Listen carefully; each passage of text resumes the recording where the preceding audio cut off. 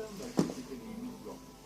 Ayrıca, Mitsubishi elektrik klima sistemlerinin katkılarıyla hazırlanan National Geographic 2016 ajandası tüm okullara gitti. National Geographic Türkiye Ocak sonucu bağırıydı.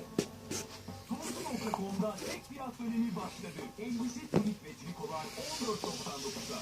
Tolsu.com.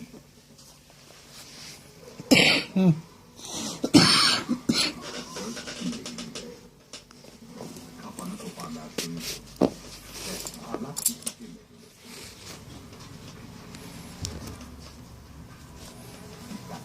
Tekrar çiğnemek isteyeceksin. Ben anlatan alışkanlığı. Kalbiniz neden mi kırılır? Önce bir araya gelirsiniz, sonra ayrılırsınız. Genelde bu olur. Elinizi ilikle avutursunuz. Bıcık yavaş yağlı yemekler. Kırık kalpleri yağar, aşklar içinse tam bir felaket. Ama ne kadar zor olursa olsun, minik bir süt halinde bol her şeyin üstesinden gelir. En iyi temizliğiniz ve parlaklığınız. Tolsu.com'da tek fiyat dönemi başladı. Ayakkabı ve çantalar 19.99'a. Tolsu.com. Dişlerinizi fırçalarken sizin de böyle oluyor mu?